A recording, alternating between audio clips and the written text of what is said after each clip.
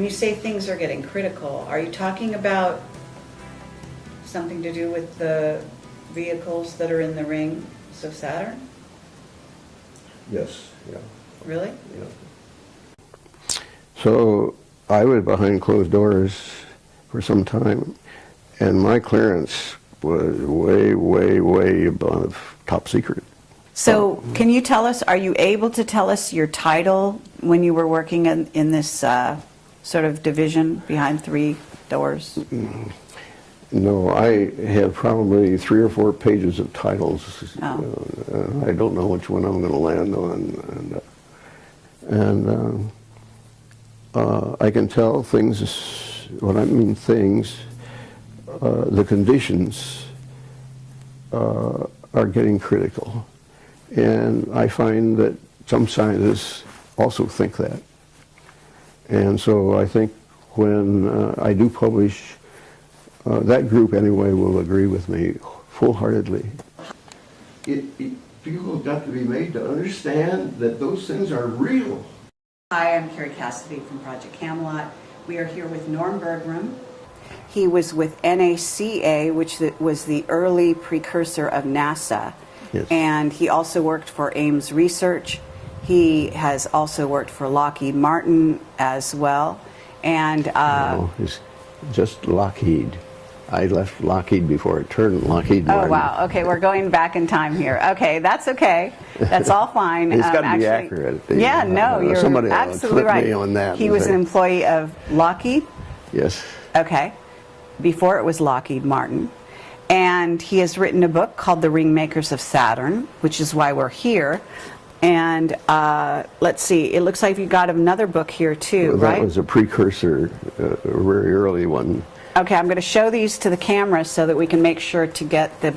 I have not read your book, Ringmakers of Saturn. I'm hoping to get a copy and read the book because I have heard it's fabulous. And I apologize for that. It was a little pricey for some reason. Well, you better get it before it goes up farther. Yeah, it has actually become something of a collector's item, but Yeah, and when I publish the next time, it'll be like $1,000.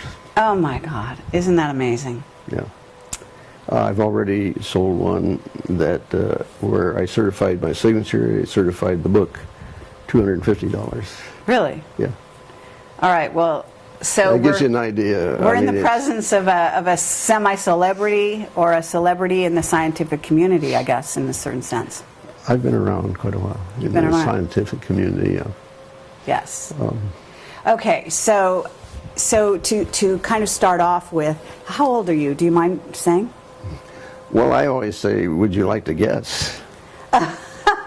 No, I've heard you're around 80, but I don't know. No, in 6 weeks I will be 91. Oh my God. Wow. And my specialist says, I think you can make 100. Well, you are amazing because you look great, and I had no idea you were that old. Yep. I work as hard now as I ever did. Wow. I don't have enough hours in the day for me. Awesome. And I'm making a change where I'm going to be able to have more time for me. And so it's a very significant thing. I won't be here the next time you come here. Oh, you won't? No, I'll be hidden somewhere else. Oh, hidden in an underground base doing top secret? No, it's just a very nice place, but I will not be easy to get to. Wow. Yeah. I've had my stuff stolen here. Have you? Yeah. So I'm going in for, you don't know where I am. Incredible. Okay, well, that's very, very interesting. And right now we're in Los Altos Hills, and we are actually in your home. And thank you very much for having us here. Well, you're welcome. My wife and I always enjoyed it. And I designed the whole thing. It's a lovely area, and it's a lovely home. Thank you very much. And it's been very exciting trying to get here. I've actually, I wanted to interview you almost a year and a half, 2 years ago. Yes. And unfortunately at that time your wife had passed on. Yeah. And so you took some time, obviously. We're on our way to the Sacramento UFO Conference. And so this was right on the way. Yes. And so it was very kind of you to let us come into your home. I'm glad that you're here. Thank you. So what I'd like to do is have you introduce yourself and your background, because obviously I've been getting a number of things wrong because... Well, you got it right now, and the point I think you're interested in is how did I ever get interested in this? Well, I've got lots of questions, but we could definitely start with that. But first, before you do that, what I want you to do is I want you to talk about your background. I want you to talk about sort of how you made your career progress, I guess you would call it, in the scientific community. Okay. Well, it was at the time of the war, and I was with Douglas Aircraft. And I was on the drawing board designing turrets for a fighter airplane, and it had to be heated. Then a department manager showed up one day, and he asked my boss, "Is there anybody here that would like to come up north? I need somebody bad fast." That's essentially what it amounted to. And he said, "Yeah, check with Norm." And I'd heard so much great things about being up in the northern parts, more rural and down in the south. And so we said yes. And I went to Ames Laboratory. When I walked in the door, I was immediately an assistant project manager. When that happened, at that point, I was just a plain mechanical engineer. With some administrative things that Cornell was able to give me. But I was told, you never use your feelings here. You use data. And that has stuck with me all my life.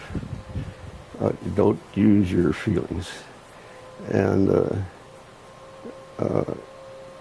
you've got to nail something down. And all right, so the project that I got on then was the beginning of the determination of how you design an airplane with thermal ice prevention. What the equations are to govern how much heat you have. This required flying around in icing conditions, and we measured drop size, temperature, and how much water was in a cube of space. You had to analyze the cold, the effect of cold on airplanes? Well, there were two purposes. One was to be able to have some airplanes fly over the Himalayas safely, and that was the first application to airplanes. And then the second was to be able to build an icing wind tunnel, and that was done in Cleveland, Ohio. What year was this? Oh golly, approximately. 1945 was when they started to build, I think. The flights were mandatory, and what we had was a sort of a dummy wing mounted amidship where we could adjust the heat on this model and determine exactly how much heat it took to get the ice that you saw there to go away. Oh, I see. There were some precarious flights. What about flying in the Antarctic? Did you have to fly, or did they do any tests down there? I think it's probably safer to fly in the Antarctic than it is where we flew. Oh, really? Yes, because it precludes formation of large drops. If you have large drops and they freeze, you're in bad trouble in an airplane. Oh, so it's the medium cold that is a problem. Yes, see, that's why we measure temperature, you see. One of the, I got to tell you this story, is that we flew from Laramie, Wyoming to Salt Lake City. And in between there's a range of mountains, but there's a cutout, so that you can go through there at low altitudes. This particular flight, I could tell from the instruments that I had, which were virtually the same as the pilots, that, hey, we're losing altitude. I've never seen an altimeter hand spin like this. It just went around like that. Oh, wow. And the airspeed stayed up for a little while, and then it began to drop. Mind you, we were flying at like 150 indicated speed, and so it got down to 100, and uh-oh, here we go. And stall was like 92. We hit 93. Wow. And at that point, the pilots had poured on all the power to the engine they could get. The hand for the temperature, the piston rings were in the red, which you should never fly an airplane like that, but we did in order to get out of this downdraft. I see. And so that's the kind of thing we went through. Wow. And why did that happen? Was it just because it had this down sort of area of between the mountains, or we would have crashed had we been over to the right or to the left. We had an airline pilot, a United airline pilot, that knew all these routes, and that's precisely why he was chosen. I see. So that we would have as safe flight as possible. Yeah, we would have intercepted, no question about it. Very, very interesting to go back in time this way. Let's fast forward a bit. Okay. Okay, and you went from studying this and from dealing with this and had exclusively, I'm assuming, to do with normal airplanes, right? Not rockets or going out of space. Not at that point, right. Not at that point. Okay, so at what point did you kind of move into the scientific area dealing with I don't know, did you go from there to Ames? Was it Ames or was it NACA? Well, you see, I was at Ames all the time. I did the icing work. Oh, you were. And I did some stability and control work. Okay. Particularly as it related to the roll of airplanes and if they would go unstable in a roll condition. And I found conditions where they would. And so we had a situation with the test vehicle called the X-17, I believe it was, where they spun it up to try to keep it stable, but they were testing the warhead. And it was a flight where the head would go Mach 15. Okay, so I was able to back out the reason for it, and it had to be that the missile, the material in it was just off enough. It's sort of like a tire that was not properly balanced, and it would whip, and it just whipped. So you had to know all of that. Did you also have to know things about weather? Because eventually the rings of Saturn, I think maybe there's a link up here. On our flights, we had a professional meteorologist, and the pilot, the meteorologist, and I always looked at the weather patterns. And during that time, I got acquainted with a number of other meteorologists, and they told me how they thought weather appeared just come out of nowhere. And I found that very fascinating. And anyway, the meteorologist and I wrote a joint report on the meteorology of icing. Oh. And so you had that background as well. So, okay, that was at Ames, correct? Yes. You see, we knew the icing program was going to come to a close, so a bunch of us proposed flights at Mach 15. And lo and behold, one fellow went down to the newly opened missile division in Van Nuys. And he wrote me a letter and said, "Norm, you won't believe this. They're doing just what you guys wanted to do." And here's an application, and they just fill it out. This is where you should be. And I did fill it out.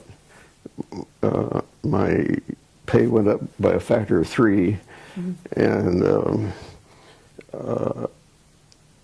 at one point where we had this instability of the test for going Mach 15 down there, the head of the project was so impressed with how simple it was to fix this that I became one of his favorite guys. I see. Okay, so at that point you're working a little more in, when you say the missile area, but was that was still, I mean, we're still talking about here on Earth, right? Yes. So how did you make that transition to looking at... No problem. The equations are the same, airplane-wise, as a missile. Okay. And as a rocket as right, well, right? Yeah. So did you, I mean, I'm really not sure, but did you work on the shuttles? No. No? No, that was after. That was later. Yeah. That was. So what was the politics that went from NACA to NASA? Because you must have been around right during the transition, right? The idea of space was coming into the picture, and NACA was the National Advisory Committee for Aeronautics. So how do you fit it in? Well, we'll just invent another organization, and we'll call it NASA, National Aeronautics and Space Administration. You see. I see. So they get both of them in there. But in a sense, when you were at NACA, because you wrote the Ringmakers of Saturn, so at some point you were already looking out to the stars, right? So if this organization was just called National Aeronautics, what was it, organization, NACA? The National Advisory Committee for Aeronautics. Advisor, okay. But they had to go into space before it became NASA. Didn't they deal with space? The only one that went into space before it became NASA was the missile I worked on in Van Nuys. Oh, really? Yeah. Where did the missile go? Where was it supposed to go? Were you shooting it somewhere? Well, let's see, we were firing it from Cape Canaveral and out over the ocean, and make sure that we didn't land on any land down in there anywhere. Right. But no, that was really the early years. Okay, so you're working for NACA. When did you write the book? I wrote it in 1981, I believe it was. Had you left NACA when you wrote the book? Yeah. How long? I don't know. It was, Approximately. When did you leave NACA? I guess it was like, it had to be Lockheed in this case. I think it was 59, something like that. Wow, so you wrote Ringmakers of Saturn a couple years, like 20 years later. The Voyager 2 had finished its flight, and I had Voyager 1 and Voyager 2 data, and that I inspected and studied for quite a while.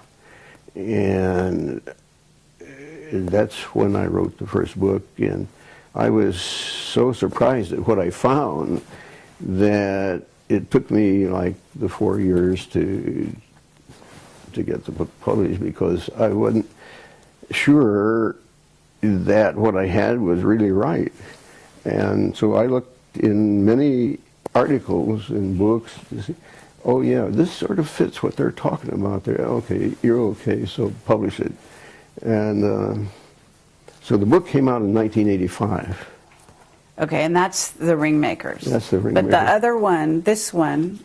That's 1971. I had left Lockheed at that point. And so I was down at Santa Cruz on a vacation, and one day I spotted a real bright light in the distance, and at first I thought it was a a helicopter with the sun shining on the windshield. I was laying in the direction of the sun being from my back, and I was looking forward to look at the this bright image, and finally I decided, hey, that windshield couldn't shimmer like that, and I ran and got my camera and shot some pictures. That was really a convincing time for me. So was that a UFO? What we call a UFO? You know, when it comes to calling things UFO, I part ways with people. Okay. What would you call it? It's an IFO, because I named it. Okay. Okay. Well, did we build it? Pardon? Did we build it? Who built it? The craft? I don't know who built it, but what I found out is these things inhabit Saturn. That's where I first discovered them, and they're proliferating. They're now Uranus and Jupiter. Wherever you see some rings now, why, that's one of these. You see the craft. Yeah, I call it a ringmaker. Yeah. Okay, you call it a ringmaker. Yeah, and I say it's electromagnetic because I could identify streamline patterns with respect to it that I knew were what we call potential lines, and that says it was electrical. Interesting. Well, so the craft that you saw in Santa Cruz was the first sort of precursor of your kind of giving you a heads up. Is that right?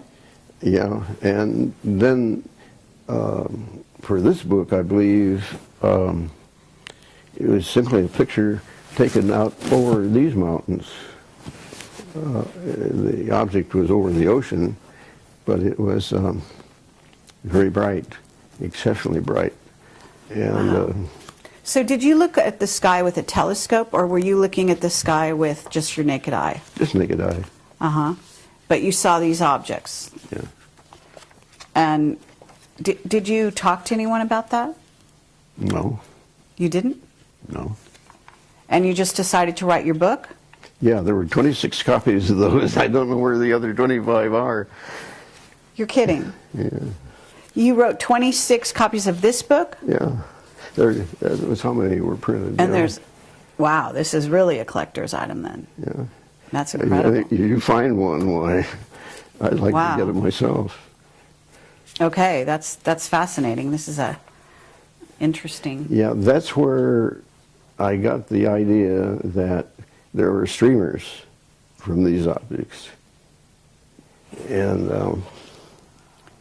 or I couldn't have drawn that, okay? I see. What do you mean by streamers? Well, you see those... Yes. I mean, it actually looks like art. Yeah, but yeah. I call those streamers. Mm-hmm. I mean, do you know what that is? I can tell you what in our physical terms they would call it. They would call that pinched plasma. Oh, And it means it's hot because it's plasma. I see. And because of certain speed and all this kind of stuff, it comes out pinched. You know, it's a certain condition. When I saw it, it was though on the top of the cylindrical object, the color of those streamers was what I call a nauseating chartreuse. Really? Yes. It was really the most nauseous chartreuse I have ever seen. The closest color that would match it is chlorine. So you see these plasma sort of coming off the object, and this is with your naked eye. Yeah. Okay. So I mean, you must have a very unique way of looking at craft, obviously. I can't say that was completely the case. I did get my binoculars by this time. Oh, okay. And that was helpful. Okay, and you filmed it as well, did you say?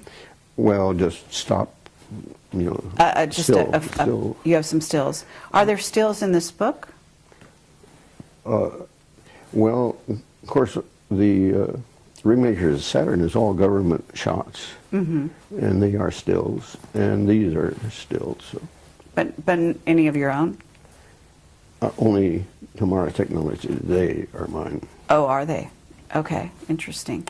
So at this point, you're talking about having been in Santa Cruz and seeing a craft, inspiring you to write the first book, I guess. Yeah. And that was about, what you said, 1979 or 71. when? 71. Yeah. And then what happened after you wrote the first book? What was the reception to that? People take it, and I'd never get it back. I'd loan it to them. I'd never get it back. They just disappeared fast. I see. What kind of people would take it? I mean, were they other scientists? Yeah, by and large, yeah. By and large. Because, yeah. Were they employees of NASA at that time? By then, NASA was formed, right? Well, it's just people that I knew, my colleagues here and there. Okay, so you went from Ames, NACA, and then to Lockheed, right? Yes. But at that point, when you went to Lockheed, was it turning into NASA at that point?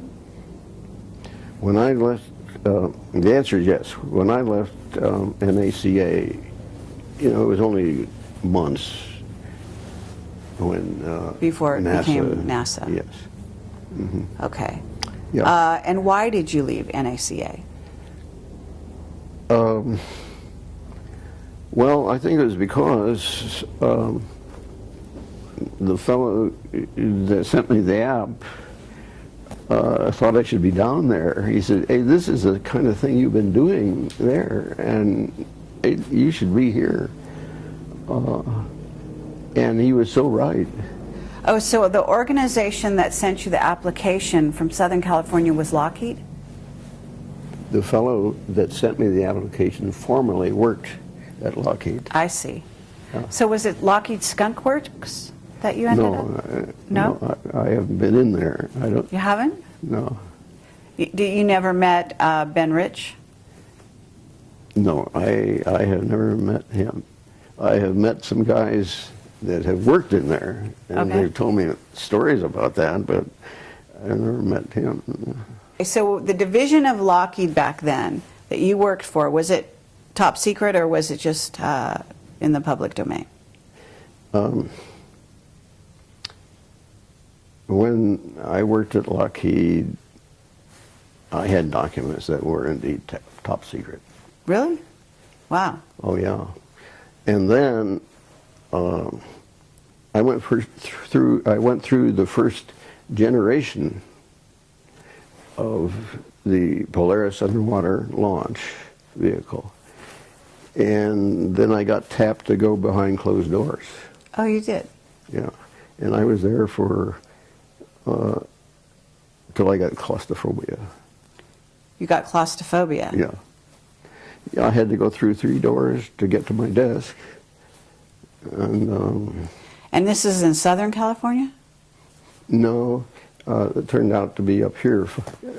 They moved. Oh, Lockheed, because I know Lockheed was in Sunnyvale, right? Yeah, but it started out down there. I see. And then, so I was behind closed doors for some time, and my clearance was way, way, way above top secret. Okay. You know who Bob Dean is? Yes. Had you ever talked to him one-on-one? I've talked with him, yes. He believes what I put here is yes, that is correct. Mm-hmm. And I agree with him. Well, I just wondered because he had a pretty high above top secret clearance at one time. Mine was above the President of the United States. Oh, was it? Okay, and so were you working in an underground base up here at that time? No, it was just a place that you would know how to get to. Really? I wouldn't know how to get to? It's, if you stumble around enough, you can find it, but I see. it wasn't all that big a deal. But So was this the kind of thing where you signed the non-disclosure? You say you had to go through 3 doors to get to your... Yeah, I had to sign my life away for 30 years. Wow. Is it still in effect right now? No. No? So could you tell me anything? No. You can't? Mm-mm. Why? What would happen? I'd prefer not to find out. Oh, okay. All right, well, let me ask you, I mean, I know we're kind of jumping around here, but you're certainly piquing my curiosity about some of these things. So, was Lockheed over by Moffett Field during those days? Yep. Okay, that was a pretty fast yes. Yep. Okay. I was born at Moffett Field Hospital. Oh, you were? Yeah, I was.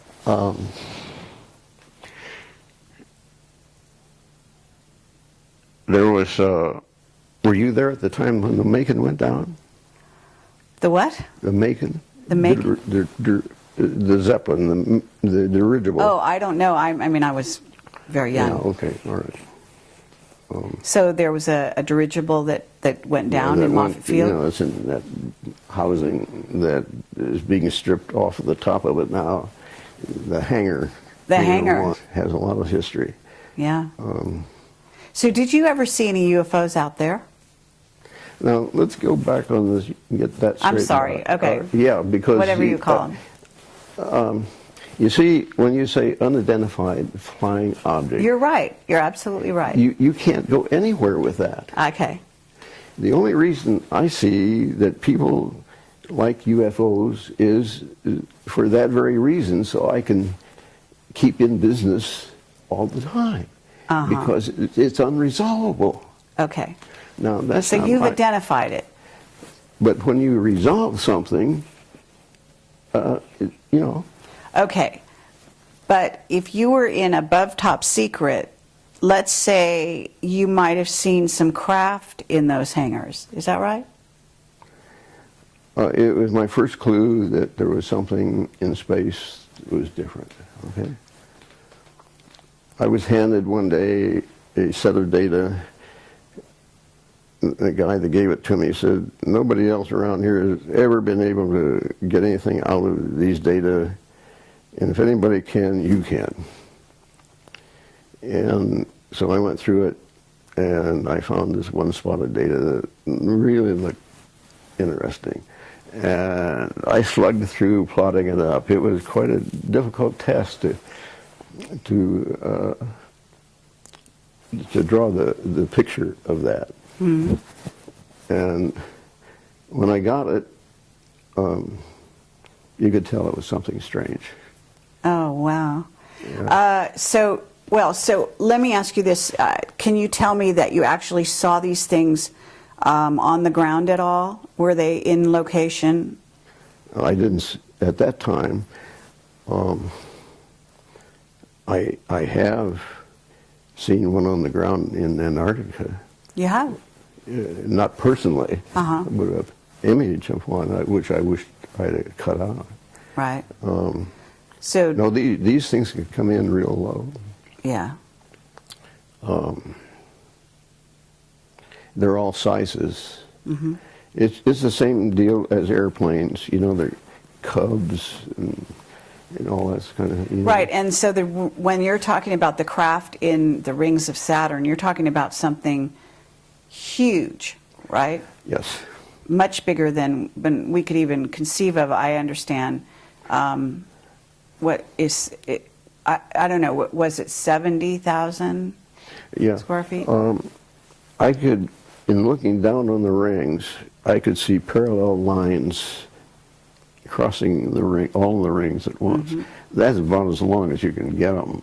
That's incredible. But I could tell that those lines demarked the outside of an object. Mm-hmm. And that's how I came up with the scale I present in there of different lengths of these things. Okay, so at this time, though, you've written the first book, and you're working above top secret. You say you got claustrophobia. And at that point, you hadn't written Ringmakers of Saturn. That's right. Had you start to stumble on some of the information that eventually went into the book? I didn't start anything with a book until after Voyager 1 and Voyager 2 flew. Okay. But did you, back in those days, you already were sort of clued in that there were... Exactly. That's why I started looking at anything I get a hold of.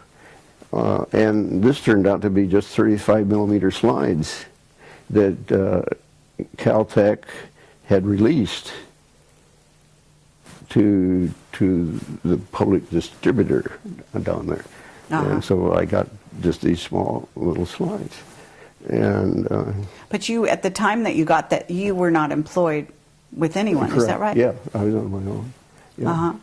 Yeah, I knew eventually I had to do that. So are you sort of saying, when you say you got claustrophobia, I don't know what that means. Do you mean that you became sort of tired of working at in this above top secret area? Yeah, no, I'm not tired, and it was very exciting. I got to see everything that went on all over the world. Wow. Nothing much has changed. Yeah?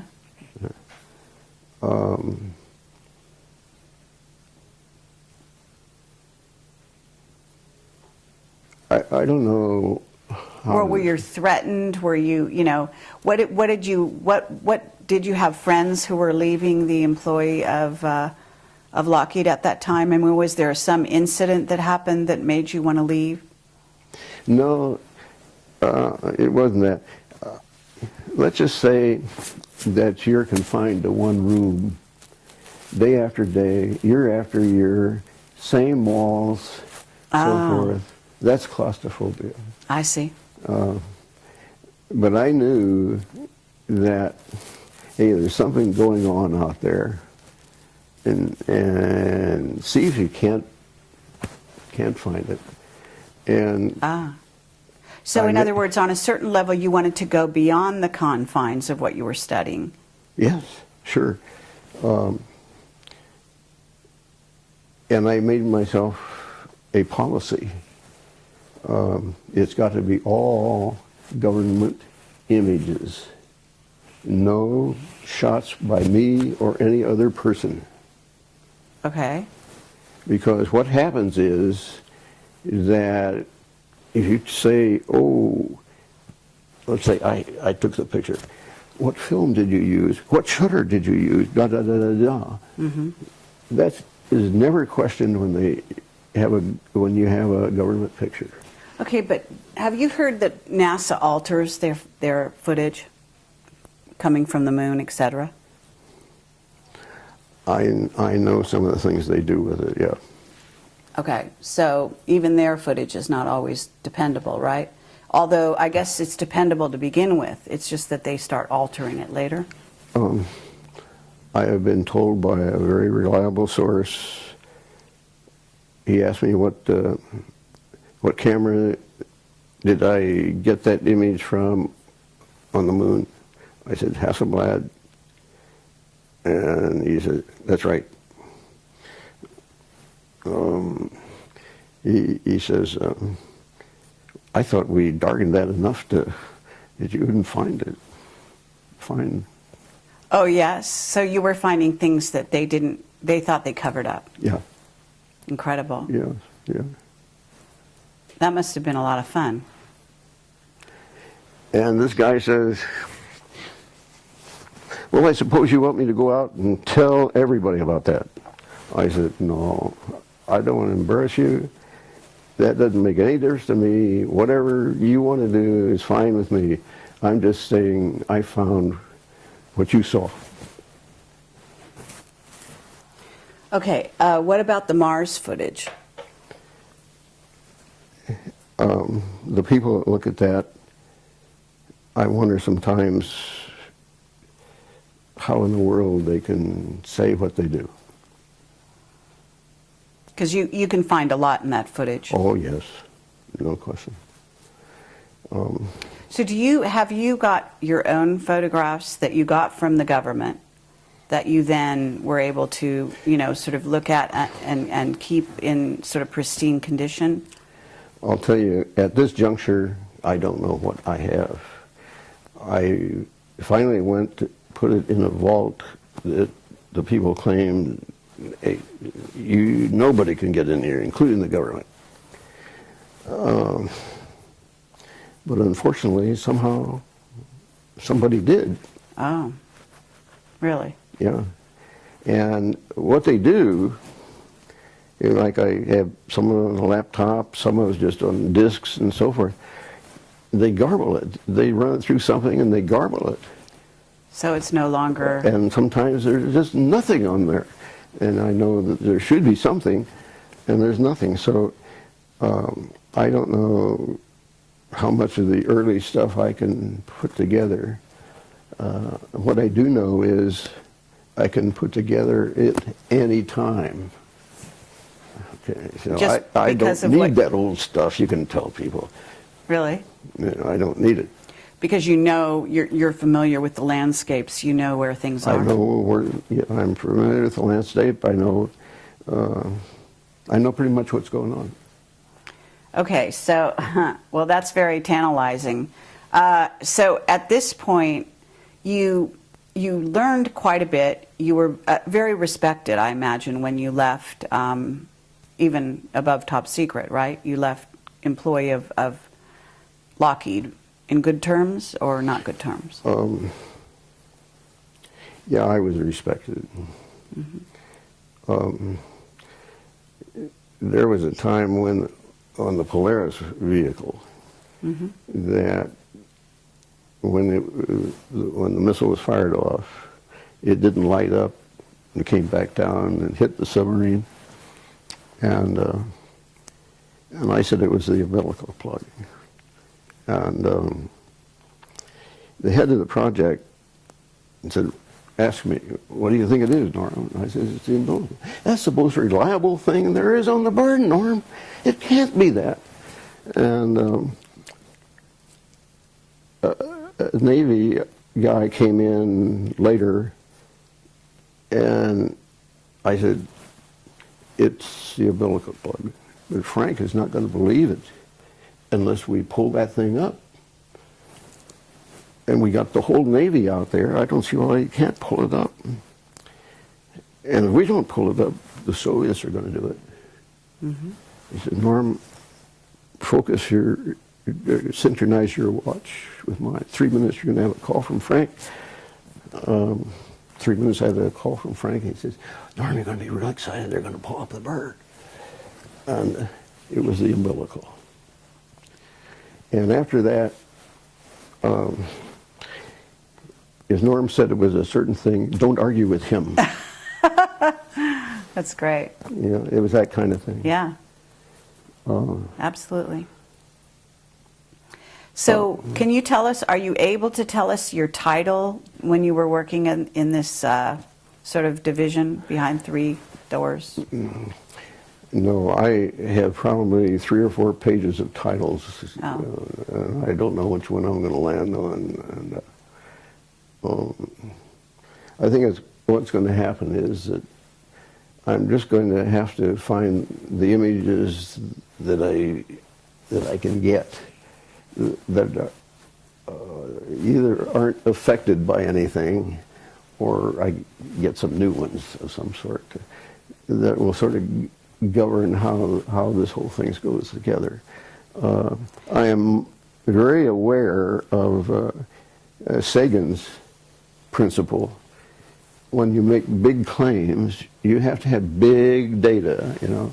Uh-huh. And that's the big thing about it, that amassing enough data that goes, oh, it's got to be true. There's so much of it, you know. And it takes a long time to put together that kind of story. Right, but you've been working on this whole idea for a long time. It's up here, all right. Yes. But I haven't been able to get anything much down on paper.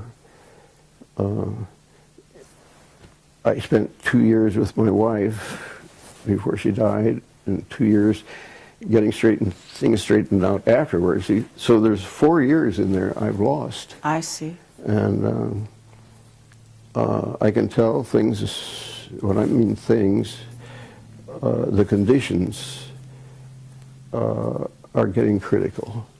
And I find that some scientists also think that. And so I think when I do publish, that group anyway will agree with me full-heartedly. On your conclusions.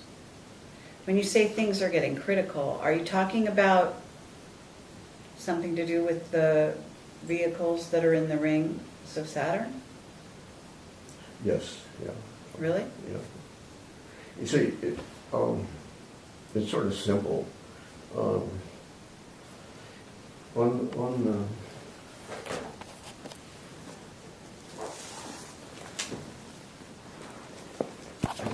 That's a lot of energy. Right. And Okay. And this is the ring, right? This part, this is the ring? that ends up being the ring. Yeah. It's And they're- hot plasma. Oh, really? Okay, so, and what your theory is they're manufacturing it, is that correct? It comes, that's the exhaust from this thing. From the craft? Yes. Is it because, are they stationary or are they moving, the craft? They're probably moving. So do you think, when you say things are getting critical, are you Okay, saying? now, just take that picture and say that's the exhaust. It's like you have an airplane with an exhaust. Mhm. It's in your atmosphere, and it can load a lot of energy, you know? And, but this is, Saturn, like John Lear says, you know, Saturn is the focal point, and I can't agree with him more. Okay, but John Lear talks about Saturn actually being portal into another dimension. Well, you know, he's theorizing. Yeah, so you don't necessarily go there. I don't go that way. Uh-huh.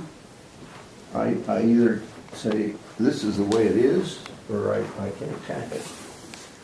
Okay, but you're saying things are getting critical because I'm really curious. Are you saying that those craft are coming here? Is that why it's critical? No, I'm saying, in effect, if they do, and there's a good probability that that is possible, Uh-huh. then, hey, you got to get with it. You can't wait around. Mm-hmm. Okay? But you see, no one really in this country accepts the concept that at Saturn, those things are there. Right. As you can't do it at Saturn, well, you know, you just can't hack it. People have got to be made to understand that those things are real. Right. Now, there are two images, I believe they're taken by the Hubble telescope of Saturn this last year, 2012, Okay. that shows objects under the rings and one just right to the edge. Like I said, they were. Mm-hmm. Okay? Is that Cassini? Is that, did the photographs come from Cassini? The last ones, no, the ones I told you about that shows those, Right. those No. are Hubble's. Those are from Hubble. Yeah. But am I wrong? They closed down Hubble, right? Well, yeah. Or that's the official But- story, right? Wherever they closed it down is 2012 before they show you the picture. It's 2012 before they show you the picture. What do you mean Yeah, by that? and I was able to tell that before 1985. Yes. So you were way ahead of I'm everyone. way ahead. Yeah. And that is too long to tolerate that kind of science. Mhm. It's just too long. Now, I have 3 reports, I guess, on the environment, let's say, in UNESCO, but they're yay thick, all three of them weigh 18 pounds, or about 6 pounds each. And they have to vote on what they think goes on. That is not science. They have to That's vote. politics. Okay, yeah, That's not you're right. science. That's absolutely But right. there is a sell it to you as though it's science. It is not science. Okay? And that is the hump that you could help get us over. Okay. Hey, those things are real. Okay, but if there are craft, there are beings. Okay, people have asked me about, I call them vehicles, okay? Right. Now, I did not call them objects.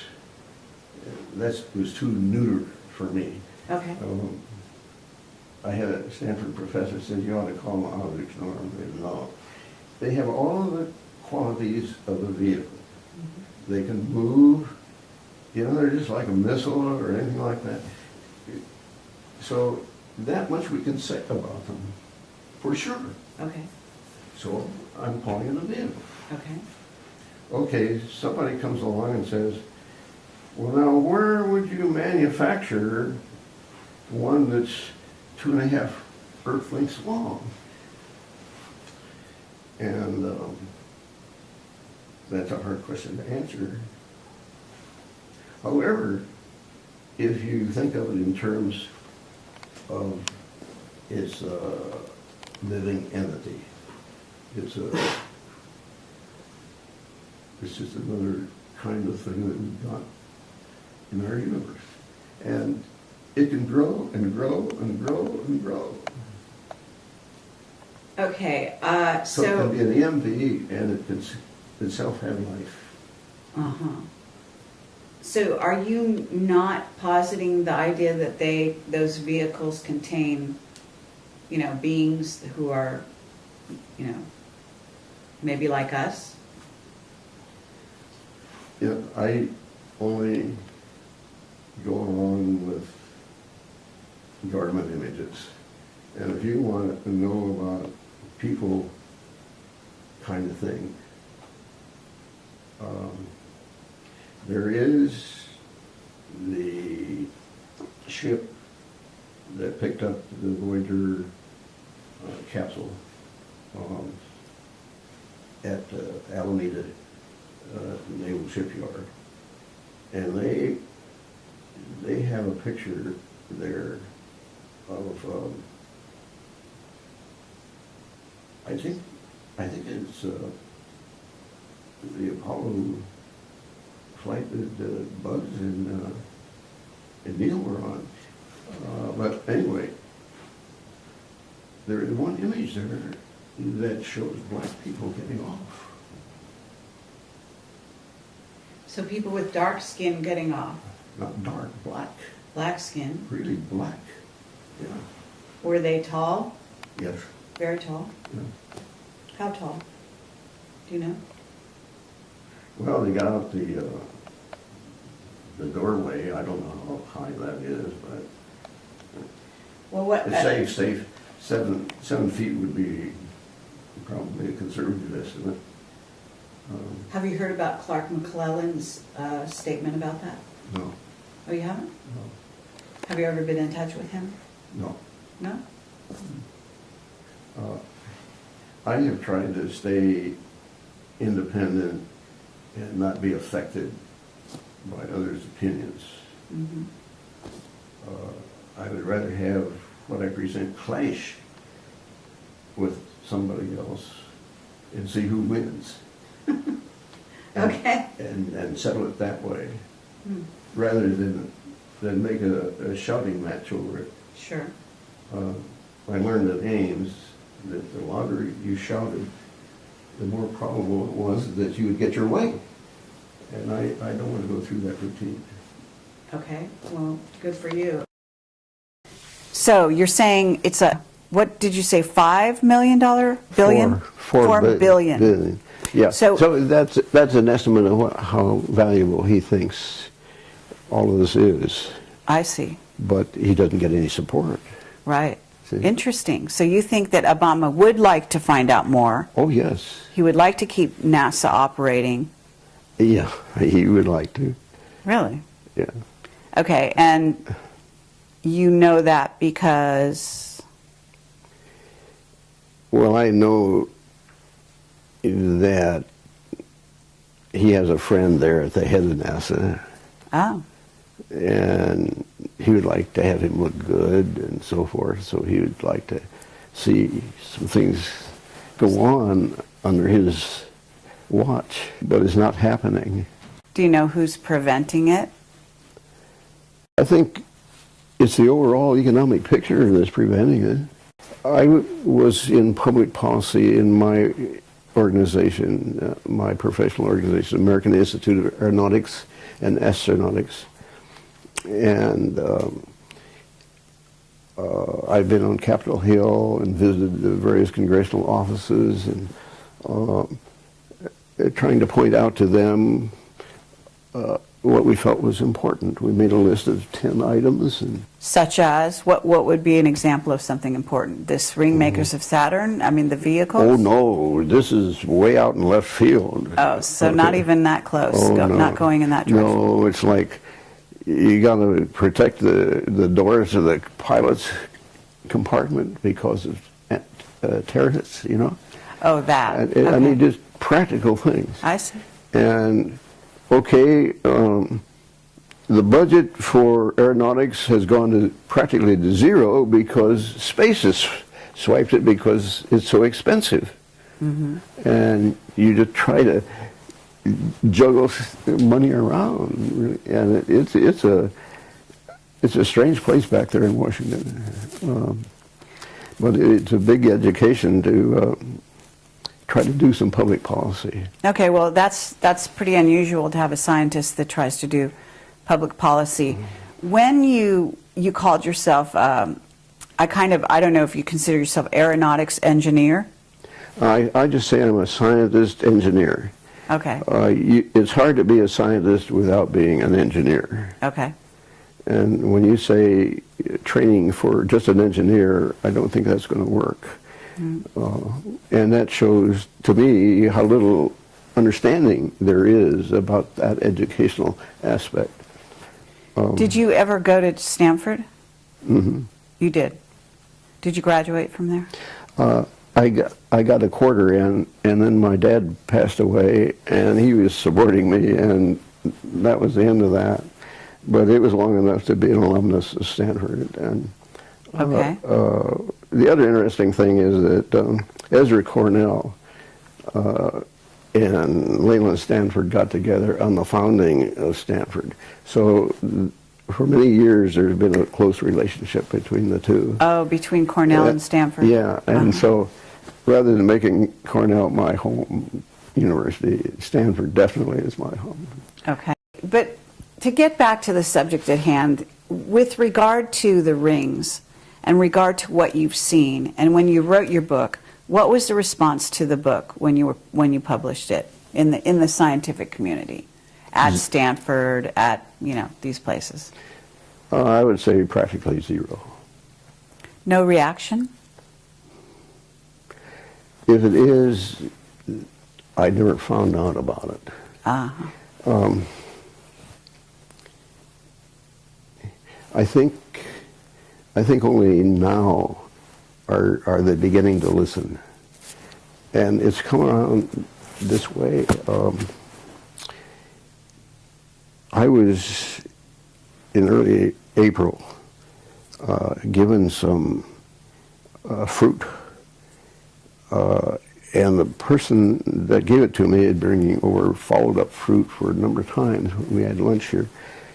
And this one evening, I decided, well, I'm going to cut a little out of that apple. It looks so bad anyway. And I took about 2 cubic inches, 1 cubic inch out of one and another cubic inch out of the other. And that was about 11 o'clock. And about 2 o'clock in the morning, I really began to feel ill. And I even called my son who lives in Tracy. I said, this is a heads up I said, I'm beginning to feel really ill, and you ought to come over. And he didn't make it over. I felt I was getting so ill, I called the neighbor next door to take me to the hospital. Wow. I was just going downhill like that. Incredible. And I'd never experienced that. That was an attempt on my life. Mm-hmm. The specialist that I have, he had one question for me. He said, Norm, what triggered this? And I said, I think it's the apple. Does that make sense? Yes. Wow. So he had a theory already. And he's a prof of internal medicine, and he's one of the smartest ones I've ever run across there at the hospital. And so... You didn't happen to have a piece of the apple analyzed or anything? It was all thrown. I threw it all the way down the drain. But anyway, because of the nature of the happening and the kind of question that he asked me, I saw him about a week ago.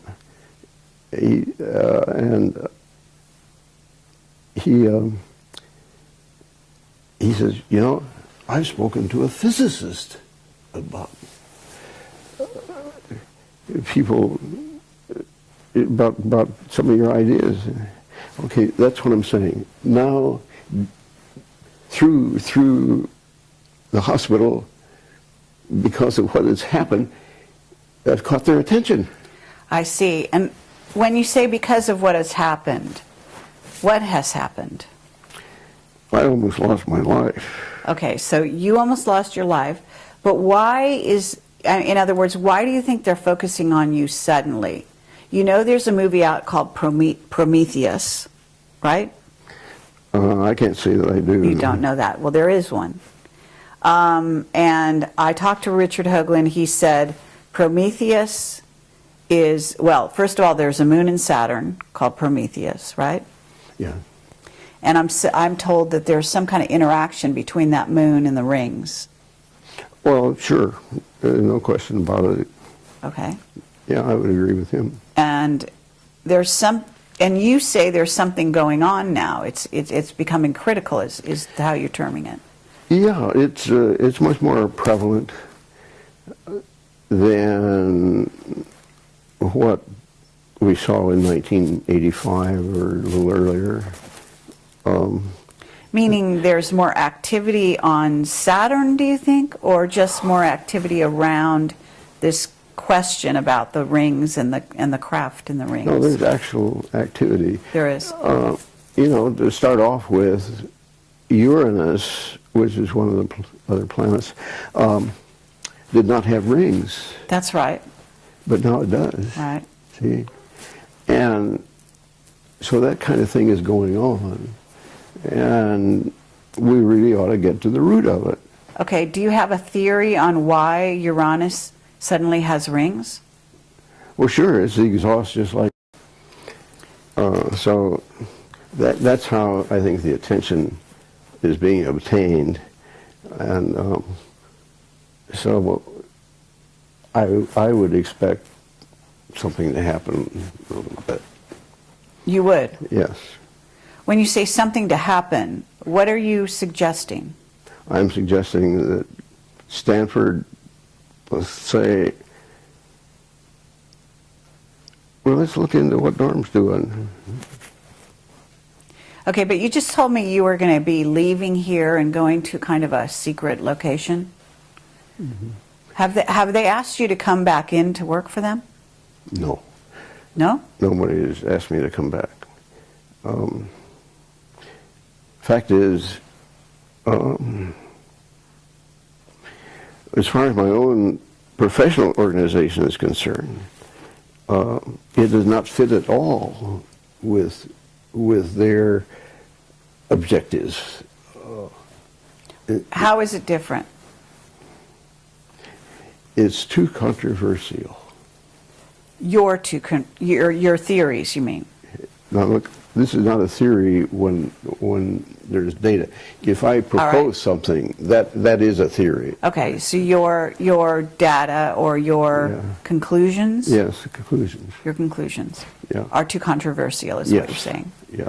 Okay. Yeah. They don't want to get involved in that. But if there, as you say, there are new rings around Uranus, and there's other activity on other planets too, isn't there? In the solar Jupiter. system? Jupiter? And what's happening with Jupiter? It's getting rings. It's getting rings. Okay, and are you seeing craft there as well? Vehicles, as you call them? I haven't identified craft, but I can tell you that where there's rings, there are these things. So we have these ring makers, and they create tremendous energy. Yeah. Can you tell us more about what you think is going on there? You've got any ideas along those lines? Well,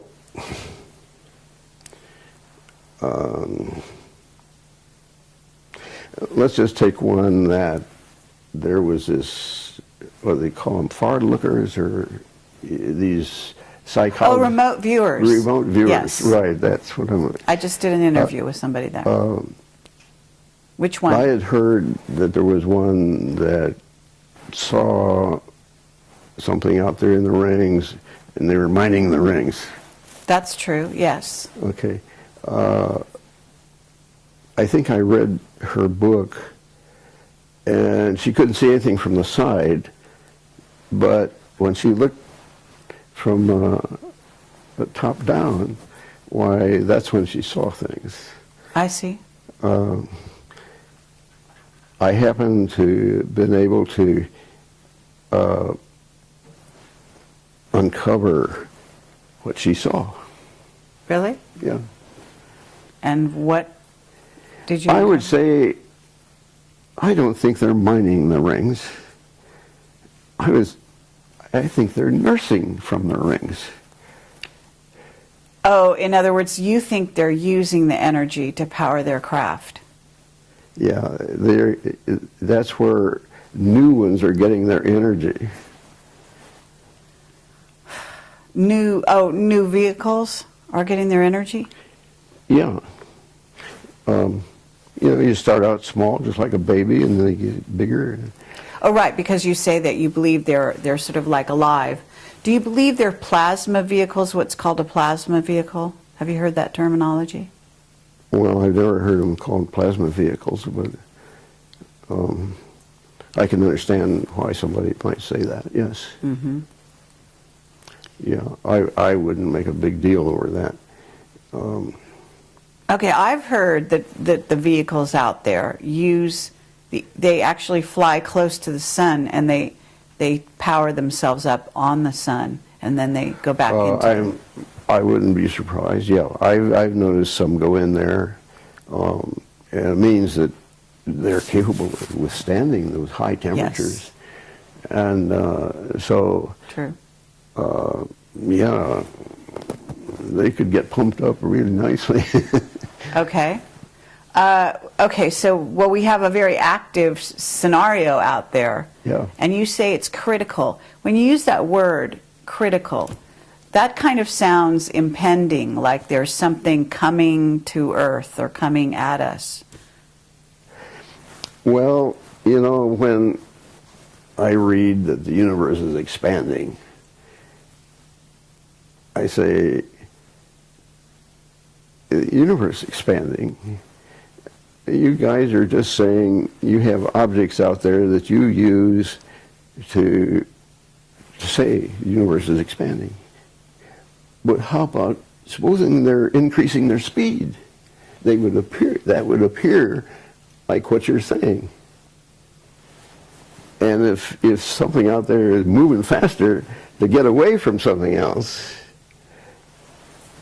we may have a critical situation.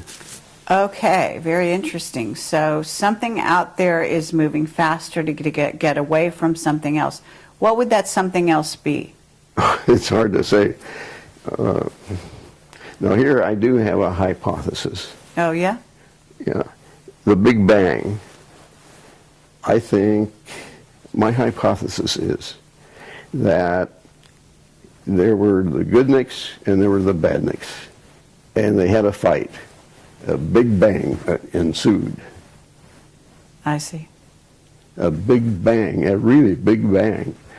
And So you think the sort of multiverses are a result of the collision of sort of light and dark, so to speak? how did you say that again? You think the multiverses are a result of the collision between good and bad or light and dark? Well, now, multiverses, what are you? Well, that's my point of view. In other words, I don't think there's just one dimension and one universe. I think there are multiple dimensions and multiple universes. Did you agree with Einstein when he said there were at least 5 dimensions? Well, I certainly will agree that you can have almost any number of dimensions you want, okay? I take a little different view.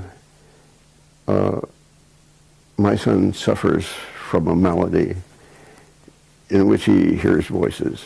Oh, yes? And I'll tell you, I think that's a universe right there, Okay. right under our nose. Uh-huh. When he first came down with this, we had a blackboard in the end room there. It was 4 by 8 feet, and he wrote equations of space on there. He did. He did. Were you able to Yeah. ascertain if they were valid in any way?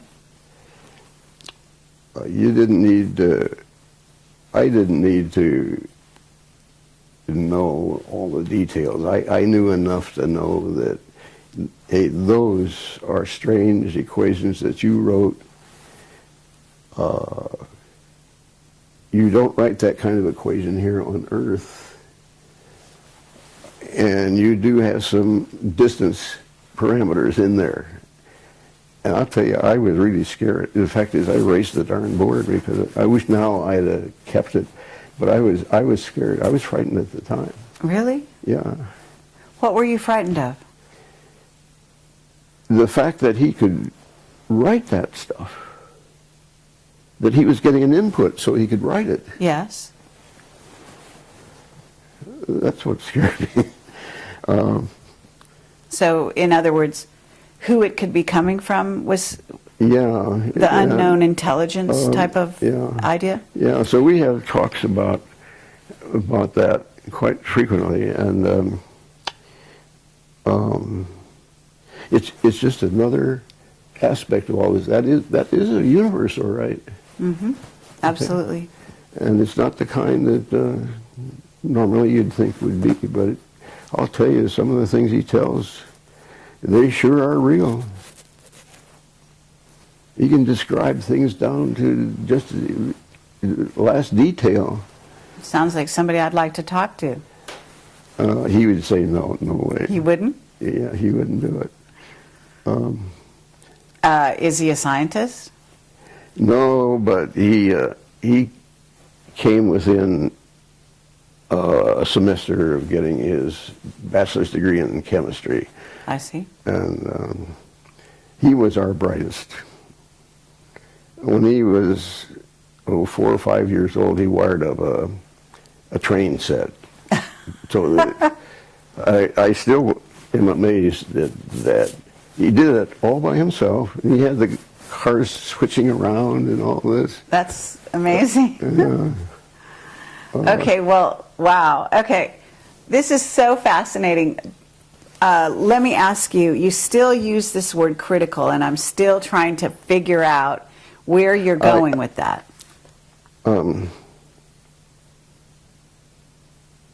I'll tell you when I get the book written, I'll tell you what it is. Right now I have a gut feeling okay? Okay. That always precedes things that are going to happen. I've done many analyses with, hey, I got a gut feeling that that's it. See if it is it, and I'll be right. And you'll be right. Mm-hmm. Yeah. So you're someone whose gut feelings are something to pay attention yeah, to. it's a gut feeling right now. Wow, that's incredible. Let me ask you, are you still in touch with the scientific community? Do you consider yourself, or do you consider yourself out on the fringe? How do you feel about that? Oh, by definition, I've been out on the fringe ever since I left Lockheed. That's the way that definition goes. I had been director at large of our San Francisco section, not San Francisco, but the region of AIAA that included 6 states. And AIAA, what is that? American Institute for Aeronautics and Astronautics. Okay. And the idea was to keep Norm active and also let him float around amongst the sections and so forth, which I did for a while. And I got to seeing that, hey, it's running pretty good. And where I saw that they're reinventing the wheel, you know, that's when I stepped in with it. You know, as a staff person, you know, I kept a lot of stuff. And so I've been asked to step down from that job because the regional director is going to leave it. And so I welcomed the invitation, and so he will be quitting also. So that does leave me sort of... So you mean you've been doing that up to now? Mm-hmm. Really? Yeah. They've actually had you active in that organization, kind of overseeing things? Oh, yeah, yeah. Oh, yeah. It wasn't much, but when you read what's going on in Arizona and Washington and so forth, it takes a while to read all that stuff. Mm-hmm. And so, well, let me ask you, I mean, you know that NASA has been sort of a front organization. I call them a front organization for the secret space program.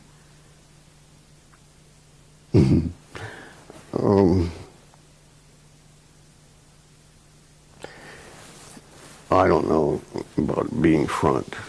Well, when I say front, I mean, if you have an organization that deals with the public, interfaces with the public, and also misleads the public on certain things, by doctoring photos, by, you know, covering up certain things, by only releasing certain things, that's a front organization, isn't it? Okay, all right.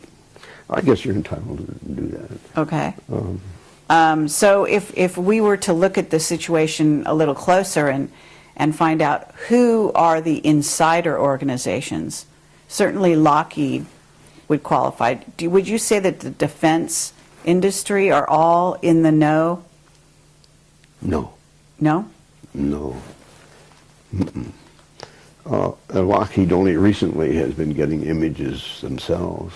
Mm-hmm. And having worked there, I don't think there'd be anybody that would be capable of doing the kind of work I have been doing. I just don't, that kind of talent does not exist these days. Well, when you were an above top secret, you must have had people reporting to you, right? No, I was Mr. It. What does that mean? Were you Dr. Strangelove? I mean, what were you? By it, okay, here's some data. Uh-huh. Tell me what it means. So you were the go-to guy. I was the go-to guy for, whatever they handed me, I took it apart. One of my reports went to Kennedy. Oh, yeah? Do you think that Kennedy was killed because he wanted to reveal things they didn't want out there? I don't know. We had a fellow that was from headquarters,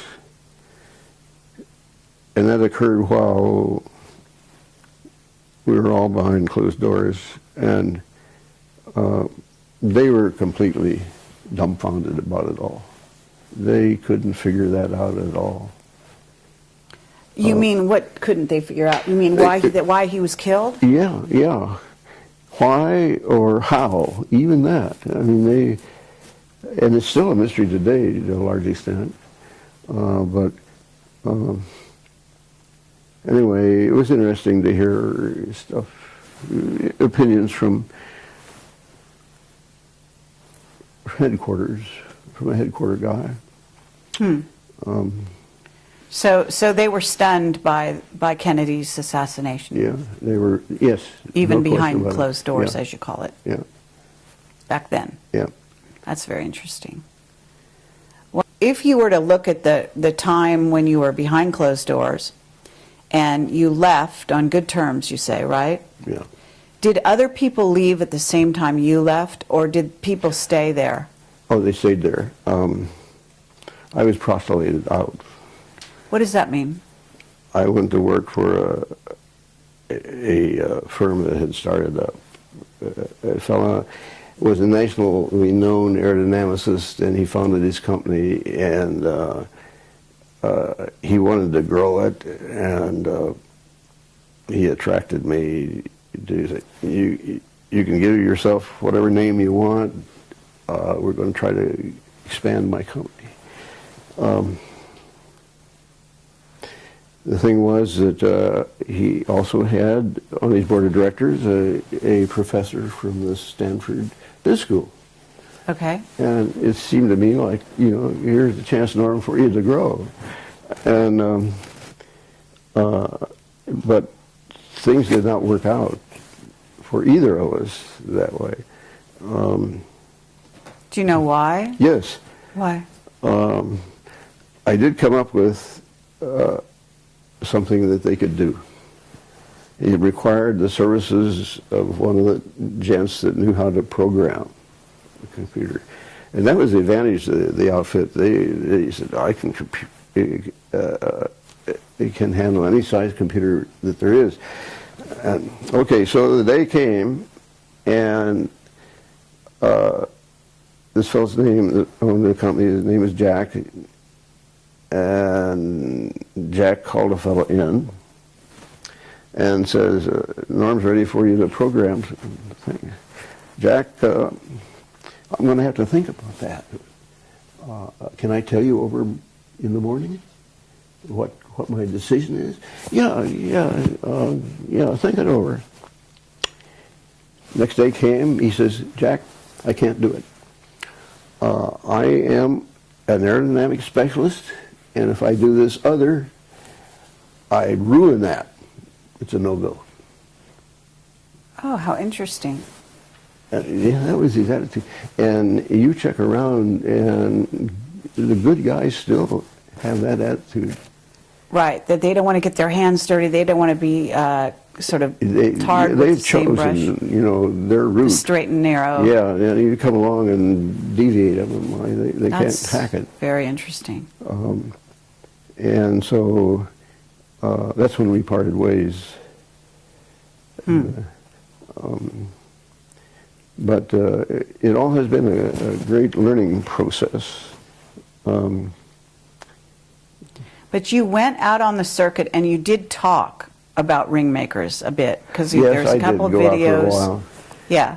And, geez, I read an article just recently where somebody comes up and says, we can get to the nearest star system. I gave a paper, one of those UFO organizations, speeches, and I told exactly how you go about it then. And And so now, you know, it comes along, oh, for Pete's sake. And you did back when? When was this? Oh, In the 80s?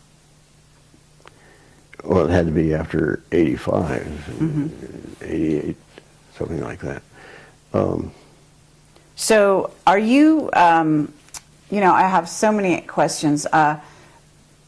Would you say time travel is possible?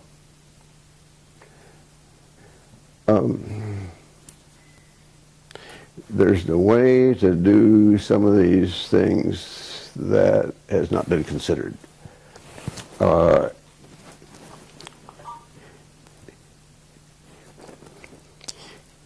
You know what Mach number is?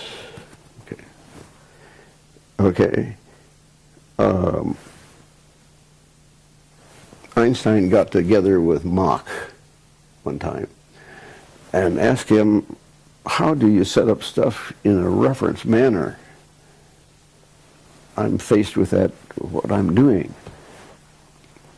And Mach says, you get a reference. And speed of sound is mine for aerodynamics.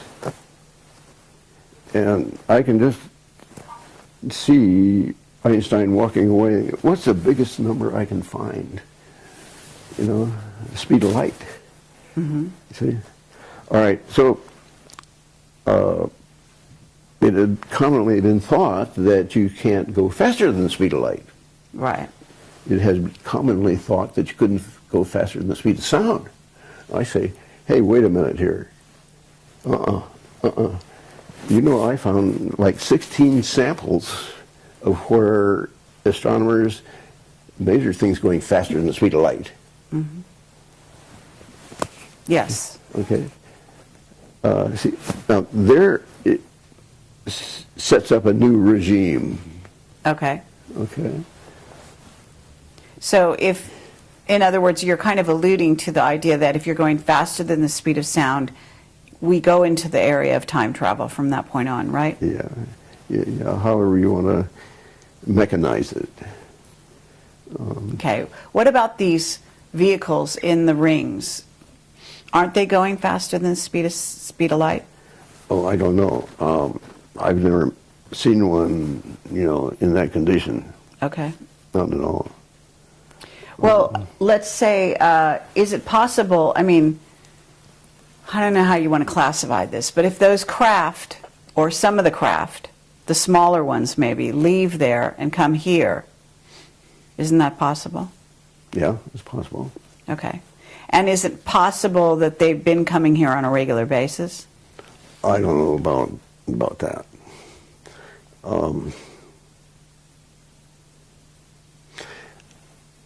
I'd be in better shape to know about what you're asking. See, now you're asking questions that are downstream from... I understand. And I'm not there yet. Okay. What about, I'm still, you know, I mean, okay, let me ask you this. I remember that John Lear told me that you told him that you saw here in, I don't know, it was on the 101 going around somewhere around Palo Alto or maybe Los Altos, and you saw what looked like a very low flying jet that was a hologram. And you determined it was a hologram in some, because it actually, I guess, disappeared all of a sudden. Well, that story is almost correct. I was just with this fellow Jack at the time.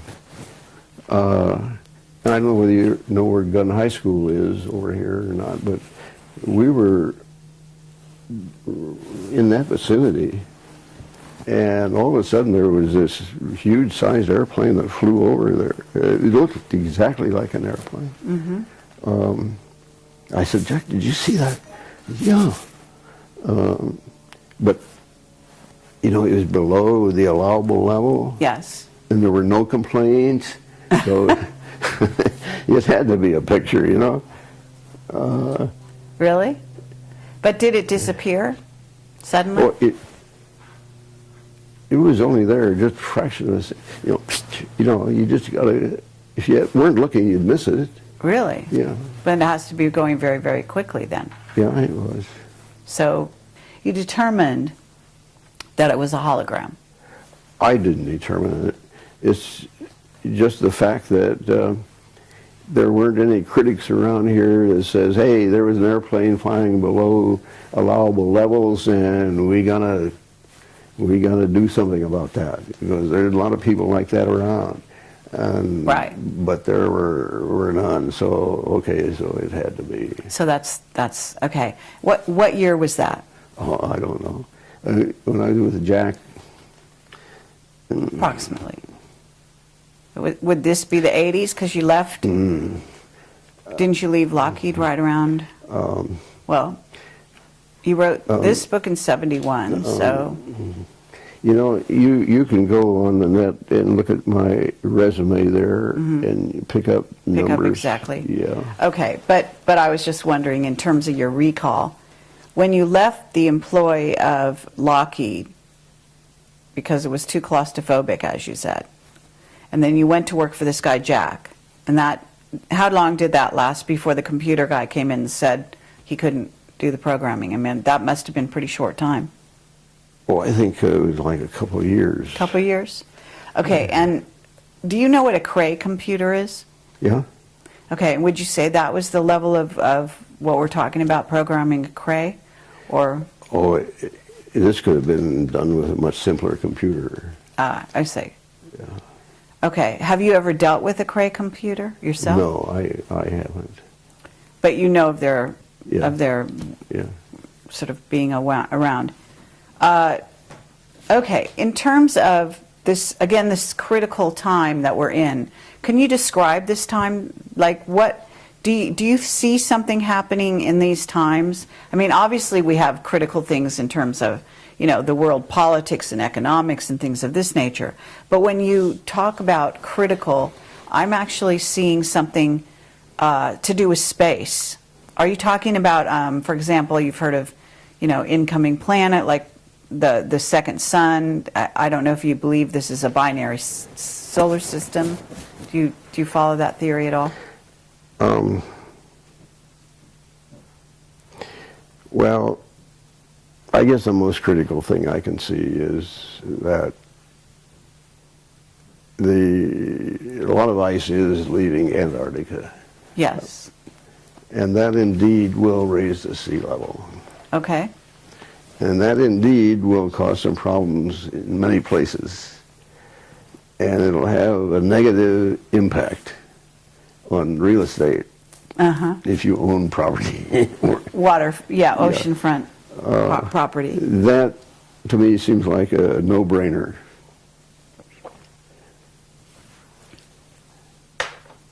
Have you talked to some remote viewers? No. No? No. Other than the story you said about the woman who looked down on the rings. You know, that's interesting that somebody has that capability. Right. But it's not something that's acceptable scientifically. Okay. Okay. Well, the craft, again, the vehicles in the rings, you don't think they're mining, but you think they're using the energy to power themselves, in essence. Well, when you say power themselves, power the entity, the vehicle. You know, the objects that I saw were very small inside the ring, and they were connected to the inside ring. And it just seemed to me like, oh, hey, these are babies, you know. And that's how I came up with the idea that they're nursing from the ring. You know, they're getting life, strength, and whatever you want to call it. But I think that that's how they are growing, is using the rings. Now, in terms of mining, think about that level of thought. Mining is something that we do here on Earth. You don't have to be very bright to do mining. Okay. How do I know? Because I have worked in a mine. Okay. And so we're dealing with lots of smarts. And I don't think I mean, this is too low for them. Mm-hmm. Mining is too low. All right. So on two counts, I think what we got there is a life form. Absolutely. Do you believe that we're communicating with them? Have you had any evidence of that? Oh, no, no. You No? know, we are not capable of doing that. You know, SETI has tried to communicate with extraterrestrials, and they haven't done it yet. They have chosen the type of person, the type of entity that they want to communicate with is somebody that knows how to build radios. Right. That constrains them in their thinking Yes. immensely. Right. Okay. Well, okay, but of course we're Project Camelot, and we talk to people like Richard Hoagland and so forth, and I don't know if you've heard of Zecharia Sitchin Yeah. and his theories. He passed on recently. Yeah. Did you know him by the I met him, yeah. You met him? Yeah. Did you ever talk about your theories with him? Or your conclusions? No, we didn't have that much time. It was more interesting listening to what what he came up with. But there's a case where he's got some real solid stuff, but nobody wants to pay attention to it. Mm-hmm. You know. Right. Richard Hoagland just recently said to me that he thinks he's seen cities That in what? those rings. Cities. Cities. He's seeing cities in the rings of Saturn. Well, Richard has seen cities in lots of other places. Right. I would not call them cities myself. Okay. Now,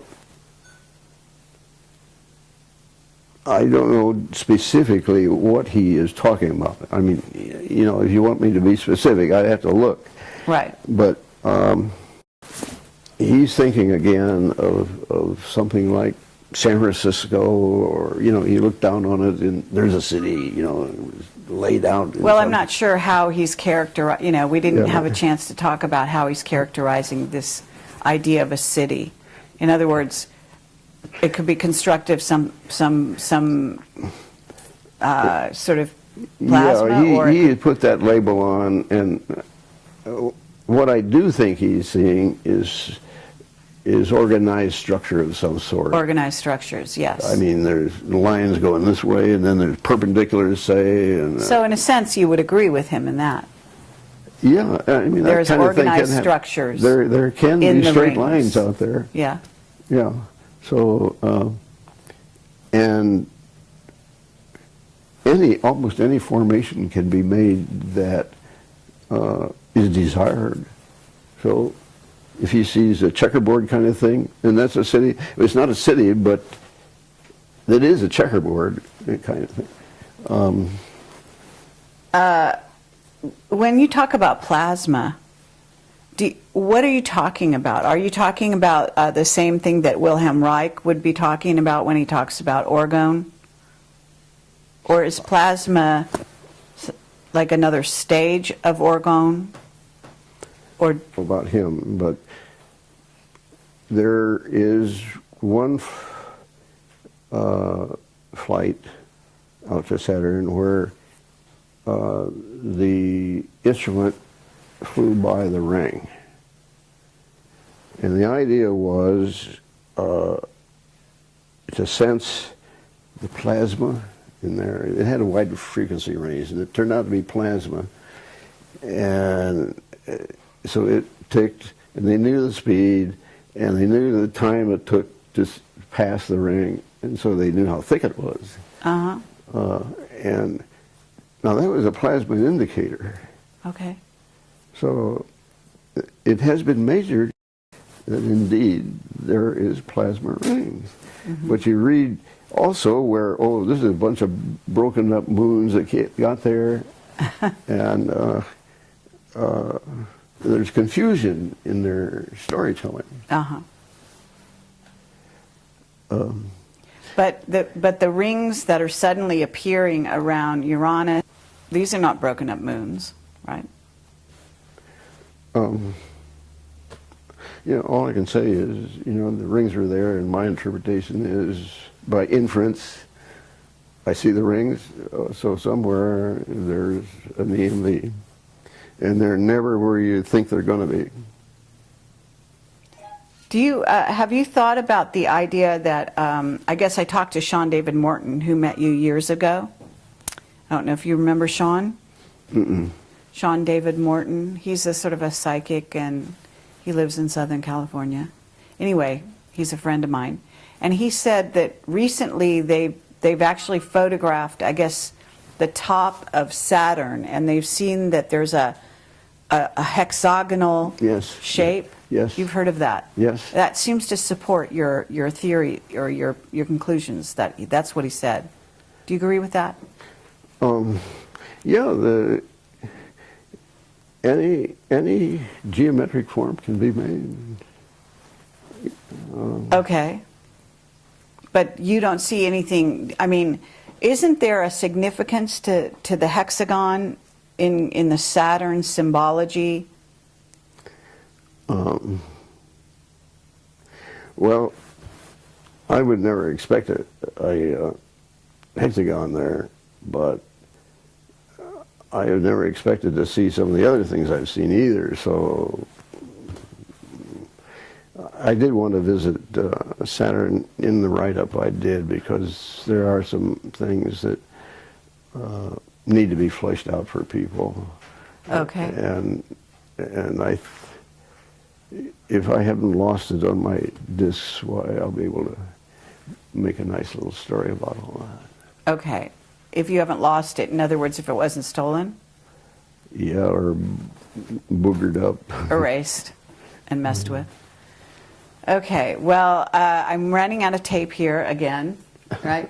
And I guess we've been going for quite some time, Right. so I don't want to tire you out too much. But is there anything that we haven't covered that you'd like to say to make it part of this this presentation here? They could ask me to be vice president.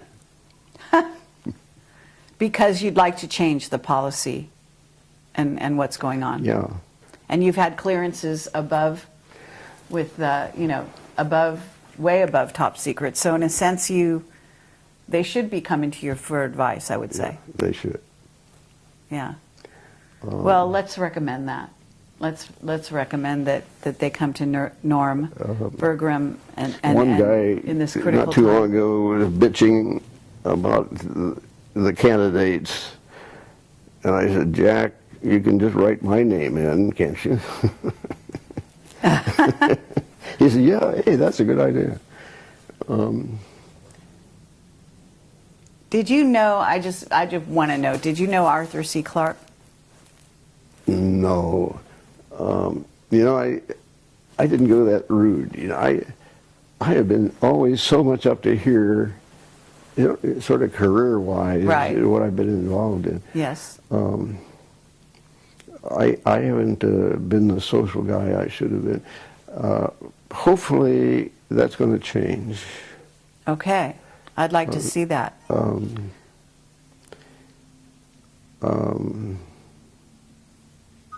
I'm a type that is pretty flexible. Uh-huh. And Well, certainly you must be if you've done all the things you've talked about, and you also are able to, you've obviously worked in areas of policy as well. yeah, well, see, that came about by the prof at Cornell called me in one time and said, how would you like to grade papers, law papers? And I said, oh, that sounds good to me. And I said, but what do we do when I grade mine, when it comes to mine? He says, you grade it just exactly like you grade the others, but give it to me afterwards. But he told me that as an engineer, you really ought to get law under your belt, because you know the nomenclature, and these are the guys that are running the country, basically. Mm-hmm. And they really don't know about some things that they should, but they just do it. And so over a period of 10 years, I got a law degree. Oh, you did? Wow, that's incredible. And on top of everything else you were doing, you got a law degree. I found it just exactly like the prof said, yeah. And that's what made it so easy to go in. Otherwise, I wouldn't have done it. I see. Okay, Norm Bergrun, I believe that there's more that you could be telling us, but I understand that you still have some secrecy or oaths. Is that correct? You're kind of abiding by those? I could tell you a lot of war stories. The answer, you know, I could tell you a lot of stuff that's sort of related to all this, but give me some more time, and I'm set myself up so I don't have to make my own bed. I don't have to cook some meals, you know, and all this. And TV will be taken care of for me. Just a lot of things will go to zero. I see. And so Norman's going to have some more time to do some things to get it together. Okay, but are the people that are making this possible going to let you go out and talk about it? Yes. Yes, they are. And I already tweaked them.